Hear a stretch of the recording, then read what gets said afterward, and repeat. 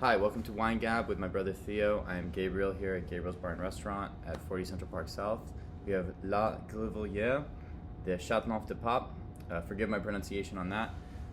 This wonderful French wine. Wonderful French wine from 2020. This is from our friends at Vias. And Theo will tell you a little bit more about it. Already, you can really smell a French aroma. Mm-hmm.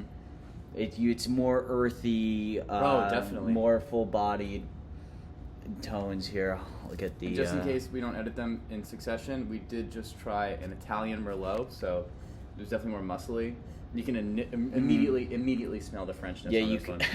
Right? And yeah, the other one definitely smelled a little bit more Italian. So... When Rachel from Vias at Rachel Wine Leisure on Instagram, you can follow her, tasted us on these wines. She said that one of the tastings were provincial herbs, and it reminds me of being in France with one of our best friends, Olaf Tattanger from the Tattanger family, and a wonderful champagne. Mm-hmm. And just provincial herbs in general. They really make a chicken game better, and I think that's. And you definitely get that taste when you try it. It tastes more like a dried cherry, or just kind of anything that you would find at a French friend's blackberry chateau. Absolutely, like a farmer's market in a French chateau. Mm-hmm. Absolutely. But also some of the garnishes on the table, you can kind of taste. It kind of feels like a complete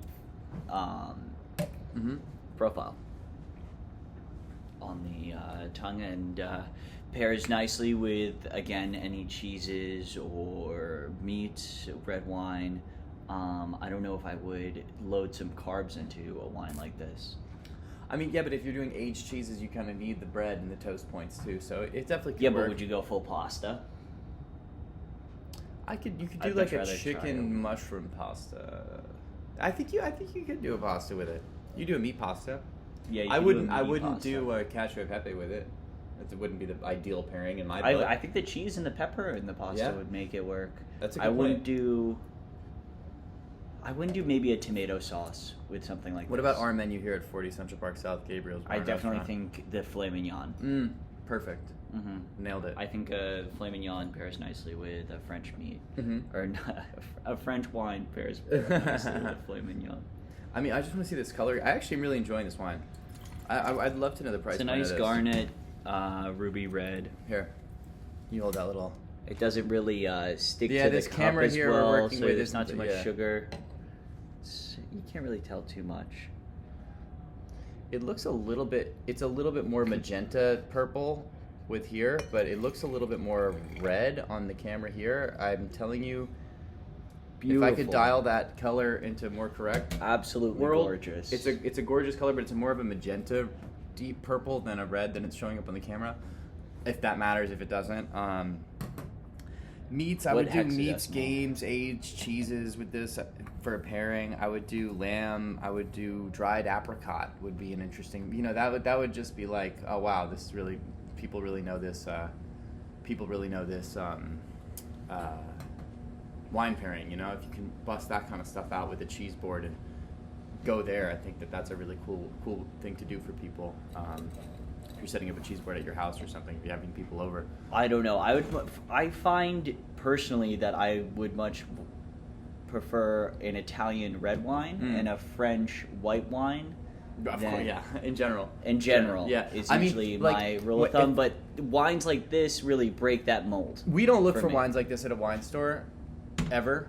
No, I actually had a glass of this at another restaurant. Yeah. And not at Amelia, at Vincer Vaught. Okay. And then another wine bar on the Upper West. Yeah, I mean, this label can look a little bit intimidating. A Châteauneuf-du-Pape. I had it with a steak tartare. It was really good. I mean, we're talking about Grenache, Syrah, Mourvèdre. Sorry, I didn't pronounce that right. Grenache, Syrah, Mourvèdre. And it's an interesting blend. You never know what you're going to get. But say with Napa Cabernets. With Napa Cabernets, you think you're getting 100% Cab, and then there's Syrah, and there's Merlot in there too. So I think that,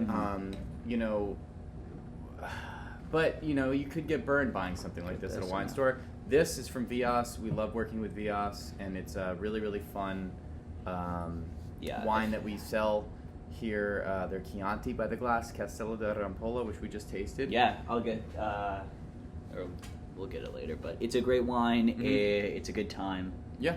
Here at Gabriel's on 40 Central Park South. Thank you so much. Thank you, guys.